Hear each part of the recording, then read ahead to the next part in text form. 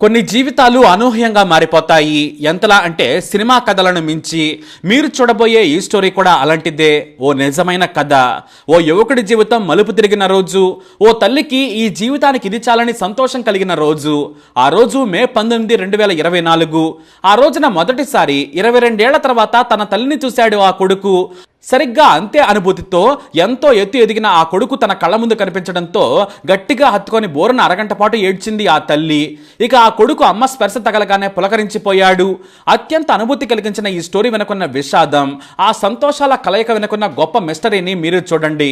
2003లో అమిత్ కుమార్ అనే యువకుడు ఉత్తరప్రదేశ్లోని సహరన్పూర్ జిల్లాలో తండ్రి జగ్గు సింగ్ దగ్గర ఉన్నప్పుడు అతని అలసత్వం కారణంగా విడిపోయారు. ఎందుకంటే అమిత్ తల్లి సునీతాదేవి, తండ్రి జగ్గు సింగ్లకు విభేదాలు రావడంతో విడిపోయారు. దీంతో తల్లి సునీతతో కలిసి పుట్టినిల్లైన బాలాచోర్ గ్రామంలో కొంతకాలం గడిపారు. కానీ యుక్త వయసులో ఉన్న కూతురు సునీతను మరో వ్యక్తి ఇష్టపడడంతో ఆమె తల్లిదండ్రులు సునీతకు రెండో పెళ్లి చేశారు. ఇది తెలిసిన అమిత్ తండ్రి అంటే మొదటి భర్త జగ్గు సింగ్ అక్కడికి వచ్చి రచ్చ చేశాడు. నా కొడుకు నాతోనే ఉండాలని ఆ 7 ఏళ్ల వయసున్న అమిత్ కుమార్ ను తన గ్రామానికి తీసుకెళ్లిపోయాడు. మరి ఆ తర్వాత ఏం జరిగిందో ఏమో తెలియదు. ముంబై రైల్వే స్టేషన్లో దిగాడు. అతడిని వదిలేశారో లేదంటే తానే తప్పిపోయి వచ్చాడో కూడా అమిత్ కుమార్ కి గుర్తులేదు. ముంబై రైల్వే స్టేషన్ లో 2003లో భిక్షాటన చేస్తూ తిరుగుతున్న అమిత్ ను గుర్తించారు రైల్వే పోలీసులు. అక్కడ రైల్వే పోలీసులు ఏమడిగినా కూడా చెప్పలేదు. కానీ ఢిల్లీ అనడంతో అతనికి ఢిల్లీ టికెట్ కొని రైలు ఎక్కించారు పోలీసులు. అప్పటికి 7 ఏళ్ల వయసు మాత్రమే. దీంతో ఢిల్లీ చేరుకున్నాక ఆకలేసింది. ఏం చేయాలో తెలియలేదు. కానీ చుట్టూ అడుక్కునేవారు ఉన్నారు. వారిని చూసి ఆకలి తట్టుకోలేక భిక్షాటన చేస్తూ కడుపు నింపుకున్నాడు అమిత్. చాలా రోజులు రైల్వే ప్లాట్ఫామ్ మీద గడిపాడు. అయితే కంగారుగా భయంగా భిక్షాటన చేస్తున్న అమిత్ ను గుర్తించారు పోలీసులు. అతని గురించి అడిగితే సరిగ్గా అడ్రస్ చెప్పలేకపోయాడు. తాను తప్పిపోయానన్నాడు. ఊరి పేరు కూడా చెప్పలేదు. దీంతో రైల్వే పోలీసులు చొరవ తీసుకున్నారు. ఇలానే వదిలేస్తే నేరస్తుడవుతాడని ఉన్నతాధికారులు ఢిల్లీ పోలీసులకు అప్పగించారు. వారు వివరాలు తెలుసుకునేందుకు ప్రయత్నించినా కూడా అమిత్ చెప్పలేకపోయాడు. కానీ అమ్మా నాన్నను చూస్తే గుర్తుపడతానని చెప్పేవాడు. దీంతో మానసిక స్థితి బాగోలేదా అని పోలీసులు అనుమానించారు. చివరకు చదువుకుంటే బాగుపడతాడని అనాథాశ్రమంలో చేర్పించారు. ఢిల్లీలోని అనాథాశ్రమంలో 10వ తరగతి వరకు చదువుకున్నాడు. కానీ అమ్మ మొహం నిత్యం గుర్తొచ్చేది. నాన్న కూడా గుర్తొచ్చేవాడు. కానీ ఏ ఊళ్ళో ఉన్నారో మాత్రం గుర్తు చెప్పలేకపోయేవాడు. అమ్మను చాక్లెట్ కోసం వేధించిన విషయం గుర్తుకుంది. అమ్మ కొట్టిన విషయం కూడా గుర్తుంది. కానీ ఏ ఊరో మాత్రం చెప్పలేకపోయాడు. చెప్పింది ఒకటే, ఉత్తరప్రదేశ్ అని. అది మాత్రమే తెలుసు. అలా అమ్మా నాన్న జ్ఞాపకాలతో ముందుకు సాగాడు. 18 ఏళ్ల వయసుకు వచ్చేసరికి +2 పాస్ అయ్యాడు. కానీ వయసు పెరగడంతో బయటకు వెళ్లాల్సిన పరిస్థితి ఏర్పడింది. ఇక మంచి వ్యక్తిత్వం ఉండడంతో అమిత్ కు గజియాబాద్ లోని అనాథ పిల్లల షెల్టర్ లో ఉద్యోగం ఇప్పించారు అధికారులు. బుద్ధిగా పనిచేయాలని చెప్పారు. అలా అందులో పనిచేసుకుంటూ కాలం వెళ్లదీస్తూ ఉన్నాడు. అయితే చిన్న పిల్లల అక్రమ రవాణా నిరోధక శాఖ ఇన్స్పెక్టర్ రాజేష్ అక్కడకు తరచూ వస్తూ ఉండేవారు. ఆయన కేసులను విచారిస్తూ పిల్లల తల్లిదండ్రులను వెతికేందుకు వచ్చి ఎంక్వైరీ చేసేవారు. కొత్త వారిని కూడా తీసుకొచ్చి వారి బాగోగులను చూసేవారు ఆయన. ఆ క్రమంలోనే రెగ్యులర్ గా వస్తూ ఉండడంతో రాజేష్ తో మంచి చనువు ఏర్పడింది. దీంతో తన కథ మొత్తం చెప్పాడు అమిత్. అది విన్న రాజేష్ చలించిపోయాడు. అమ్మ వేరే పెళ్లి చేసుకున్న తర్వాత నాన్న తనను తీసుకొచ్చాడు. ఆ తర్వాత ముంబై వెళ్ళాను.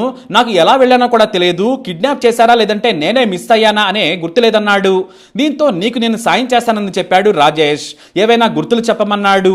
నా గ్రామం పేరు బాలా పేరుతో మొదలవుతుందని చెప్పాడు అమిత్. దీంతో యూపీలోని బాలా పేరుతో ఉన్న గ్రామాలన్నింటినీ కూడా తన అధికారులతో కలిసి వెతికాడు. బాలా చౌక్ అనే గ్రామం ఉందని తెలుసుకుని వెతికారు ఇన్స్పెక్టర్ రాజేష్. అంతేకాదు ఆ ప్రాంతంలోని అధికారులందరికీ అమిత్ సమాచారం పంపించారు. అయితే తమ గ్రామంలో బెల్లం తయారు చేసే చిన్న కంపెనీ ఉంది. అక్కడ తాను బెల్లం తెచ్చుకుని తిన్నాను. మా అమ్మ తెచ్చిపెట్టిందన్నాడు. బెల్లం తయారీ కంపెనీలను వెతికినా కూడా అమిత్ తల్లిదండ్రుల ఆచూకీ తెలియలేదు. కానీ తల్లి గ్రామం ఆనవాళ్లే ఎక్కువగా చెప్పాడు అమిత్. ఎందుకంటే తన తల్లి భర్తతో విడిపోయాక తల్లితోనే గడిపాడు. ఇవన్నీ తెలుసుకున్న రాజేష్ పెద్ద యుద్ధమే చేశారు. 7 ఏళ్ల వయసులో ఉన్న అబ్బాయి తప్పిపోయిన గ్రామాలు ఏమైనా ఉన్నాయా అంటూ ఒక్కో జిల్లాలో వెతికారాయన. కానీ అమిత్ మాట తీరును బట్టి ముజఫర్ నగర్ జిల్లా కావచ్చని చీకట్లో బాణం వేశారు రాజేష్. ఆ జిల్లాలోని గ్రామ శాఖ అధికారుల ద్వారా మిస్ అయిన పిల్లల ఆచూకీ తెలుసుకున్నారు. పాత రిజిస్టర్లను తెప్పించుకున్నారు. ఆయన తన డ్యూటీకి సెలవు పెట్టి మరి చాలా రోజులు ప్రయత్నించారు. ఇక డ్యూటీ చేస్తున్నా సరే అమిత్ ను ఎలాగైనా సరే తల్లిదండ్రుల దగ్గరకు చేర్చాలనుకున్నారు ఆయన. పేరు తెలుసు, రాష్ట్రము తెలుసు. అలాంటి కుర్రాడిని అనాథగా బతకనివ్వద్దని రాజేష్ సంకల్పించారు. ఓ రోజు అది ఫలించింది. ఘామావతి అనే గ్రామంలో ఓ కుర్రాడు తప్పిపోయినట్లు సునీతాదేవి అనే మహిళ చెప్పిందని రాజేష్ కు సమాచారం అందింది. సరిగ్గా 7 ఏళ్ల వయసులో మిస్ అయ్యాడని, నేను ఏడాది పాటు పోలీస్ స్టేషన్లు తిరిగాను. బాధ్యతలేని నా భర్త వల్ల నా బంగారు కొండ తప్పిపోయాడు. నేను జిల్లా ఎస్పీకి కూడా నాడు ఫిర్యాదు చేశాను, కానీ నా బిడ్డ దొరకలేదని ఏడ్చిందని రాజేష్కు ఆ ప్రాంత అధికారి ఫోన్ చేసి చెప్పారు. అంతే, అమిత్కు సంబంధించిన పుట్టుమచ్చల నుంచి రూపురేఖల వరకు అన్ని వివరాలు తీసుకున్నారు. అంతేకాదు ఢిల్లీ అనాథాశ్రమం నుంచి చిన్ననాటి అమిత్ ఫోటోను కూడా సంపాదించారు ఆయన. ఆ వివరాలతో గామావతి గ్రామానికి వెళ్ళిపోయారు. అక్కడ సునీతాదేవి అడ్రస్ తెలుసుకొని, మీ అబ్బాయి మా దగ్గర ఉన్నాడని నా అనుమానం, ఏవైనా గుర్తులు చెబుతారా అని అడిగారు. ఎడమ పాదం కింద పెద్ద పుట్టుమచ్చ ఉంది, మెడపైన కూడా పుట్టుమచ్చ ఉందని చెప్పారు ఆమె. అయితే అప్పుడే 20 మంది చిన్నపిల్లల ఫోటోలతో సునీతాదేవి ముందుంచారు ఆయన. వీరిలో మీ కొడుకు ఉన్నాడేమో చూడమని అడిగారు. సరిగ్గా తన కొడుకును గుర్తించింది తల్లి. ఎంతైనా కన్నపేగు కదా, కానీ 7 ఏళ్ల పాటు పెంచిన కొడుకును మరిచిపోతుందా? సరిగ్గా సునీతాదేవి తన కొడుకు ఫోటోను గుర్తించి బోరుమంది. ఓదార్చిన ఆయన, మే 19వ తేదీన మీ అబ్బాయిని తీసుకుని వస్తానని చెప్పారు. నా కొడుకు ఇంకా బతికున్నాడా అని ఆమె ఆశ్చర్యపోయారు. ఎవరు కూడా ఇన్స్పెక్టర్ రాజేష్ మాటలు నమ్మలేదు. కానీ ఆయన నిజమని అమిత్ కుమార్ కథంతా చెప్పారు. తన ఫోన్లోని అమిత్ ఫోటోను చూపించడంతో ఆ తల్లి సంతోషం అంతా ఇంత కాదు. ఫోన్లోని ఫోటోను తనివితీరా ముద్దాడిందామె. రాజేష్ కాళ్ల మీద పడింది. నా బిడ్డను నాకు తొందరగా చూపించమన్నారు, కానీ దానికి చాలా సమయం పడుతుందమ్మా, ఉన్నతాధికారుల సమయం తీసుకోవాలి కదా అన్నారు. మీరే తల్లిని నిరూపించాలి, ఎంతైనా అతను అనాథ కదా, నేను అధికారికంగా ధృవీకరించాలి, కాబట్టి ఓ వారం సమయం పడుతుందన్నారు. ఆ సమయం కోసం ఆ తల్లి ఎంతో ఎదురు చూసింది.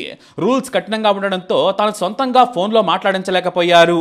మరోసారి స్థానిక అధికారులు ఎంక్వైరీ చేసి అమిత్ అనాథగా పెరిగిన వ్యక్తి సునీతాదేవి కొడుకని అధికారులు సర్టిఫికెట్ ఇచ్చారు.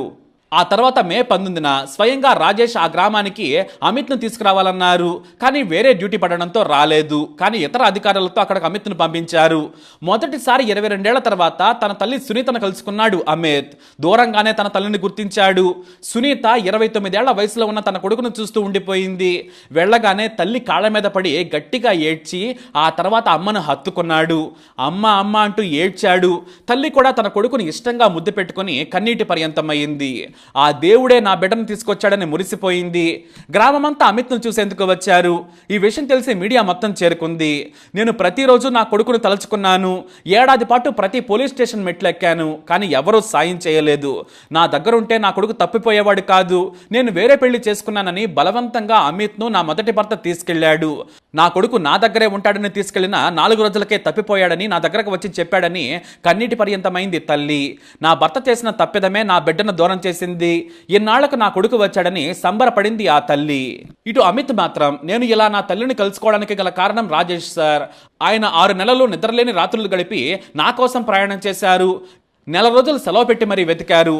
ఆ తర్వాత కూడా ప్రతి జిల్లా అధికారికి ఫోన్ చేసి వెతికారు. ఆ సారు పుణ్యం వల్లే నా తల్లిని నేను కలిశానని చెప్పాడు అమిత్. అయితే అమ్మ ఇంకా పేదరికంలోనే ఉంది. అది నన్ను బాధించింది. సరైన ఇల్లు లేదు. నాకు తమ్ముడు కూడా ఉన్నాడని తెలిసింది. నా తమ్ముడు చిన్నవాడు, చదువుకుంటున్నాడు. మా నాన్న వృద్ధాప్యంలో ఉన్నాడు. మా అమ్మకు మంచి ఇల్లు కట్టిస్తాను. నాకు వయసు పెరిగింది కదా, ఇప్పుడు అమ్మ నాన్న తమ్ముడు ఉన్నారు. పెళ్లి చేసుకుంటాను. నాకంటూ ఓ మంచి జీవితం గడుపుతాను. మంచి ఇల్లు కట్టిన తర్వాతే పెళ్లి చేసుకుంటానన్నాడు. నా దగ్గర కొంత డబ్బు ఉంది. కష్టపడి ఇంకా సంపాదించి మరో 7 ఏడాదిలో ఇల్లు కట్టి అమ్మకు కానుకగా ఇస్తాను. నా ఈ జీవితానికి మలుపు రాజేష్ సార్. ఆయన ఎన్నో వేల రూపాయలు ఖర్చు పెట్టారు. నాకు చిన్నప్పటి నుంచి దేవుడంటే కోపం. నాకు ఈనాటి నుంచి రాజేష్ సార్ మాత్రమే దేవుడు. అమ్మను తీసుకెళ్లి కలుస్తాను. అనాథ పిల్లలనే మాట వింటేనే ఆ సార్ బాధపడతారు. అలాంటి అధికారుల వల్లే చాలా మంది పిల్లలు తమ వారిని కలుస్తున్నారు. ఆ సార్ నాకు నిజమైన దేవుడంటూ కన్నీళ్లు పెట్టుకున్నాడు అమిత్. తన జీవితం మొత్తం అమ్మ నాన్న కోసమే ఎదురు చూశాను. వారిని కలుసుకోవాలన్న తపన తప్ప నాకు జీవితాశయం ఏమీ లేదు. అమ్మ అనే పిలుపు అనాథాశ్రమంలో ఉన్న ప్రతి పిల్లాడికి గొప్పనైంది. నాన్న అనే పదం వింటేనే పులకరించిపోతారు. నేను అలానే పెరిగాను. 22 ఏళ్ల తర్వాత అయినా మా అమ్మ దగ్గరకు వచ్చానని రాజేష్ సార్కి దండం పెడుతూ చెప్పాడు అమిత్. ఈ కథ ఇప్పుడు యూపీలో సెన్సేషనల్ వార్తగా మారింది. కథ సుఖాంతమైంది. మరి ఈ కథపై మీ అభిప్రాయాన్ని కమెంట్ ద్వారా తెలియజేయండి. ఈ వీడియోని లైక్ చేయండి, షేర్ చేయండి, మా ఛానల్ని సబ్స్క్రైబ్ చేసుకోండి.